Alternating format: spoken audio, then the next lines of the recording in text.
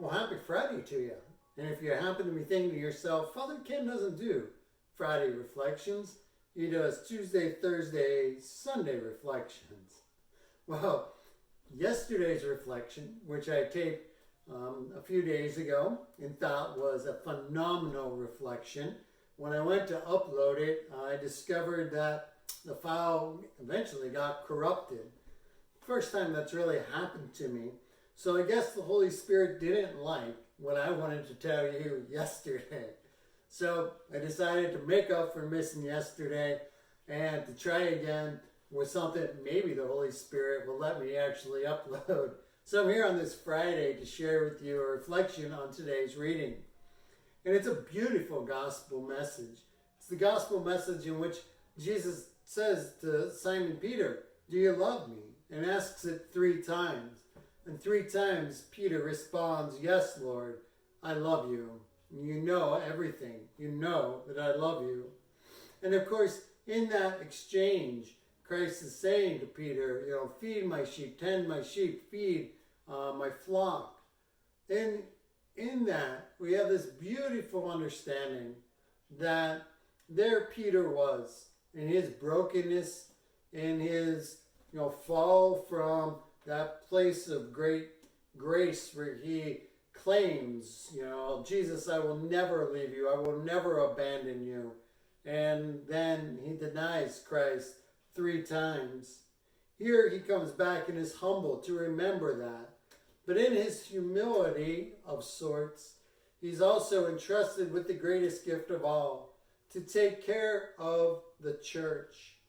And from that moment forward, the church here present on earth has been under the leadership of Peter, under the leadership of the Pope, who in humble service to all of us is there tending and caring for us, guiding us on this journey.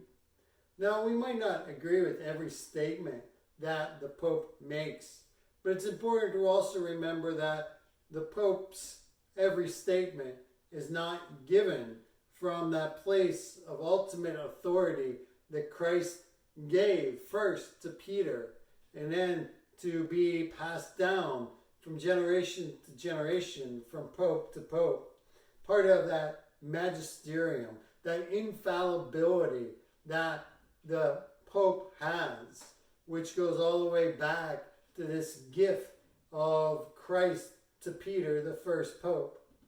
Like I said, not every word spoken is an infallible word, but we know that as we are fed with our theology, we are fed with the reality of what salvation depends upon, that those words spoken through our Holy Father and through the teaching magisterium of the church are honest, true, and absolute.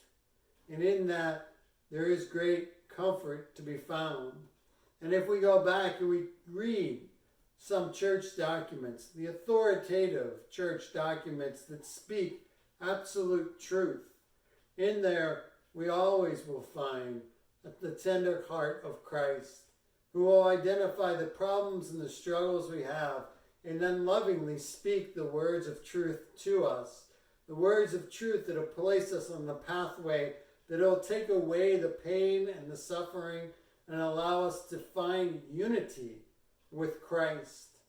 It's a beautiful gift, and it goes back to this humble beginning for our first Pope. Simon Peter, do you love me? Asked 3 times. Simon Peter, of course, always responds, "Yes, Lord, I love you."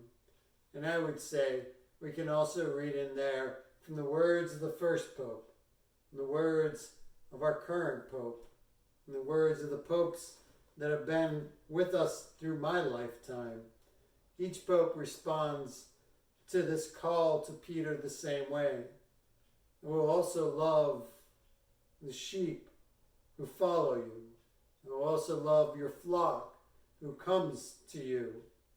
I will love you through your body here on earth by loving and serving my brothers and sisters. It's a great lesson for us but I think it's even more so a great rock for us to build our faith upon. That our leadership is leadership in truth. That our leadership is also leadership in humility. Humble servants to the people. Humble servants willing to give their life for the church. They do model Jesus Christ himself. And they do guide us properly and correctly on the pathway to heaven. Let us rejoice and be glad that we have such great structure within our church, that the head of our church, which leads us to the head of our body who has ascended to heaven, is like the head in heaven, Christ himself, a humble, obedient servant to the people of God.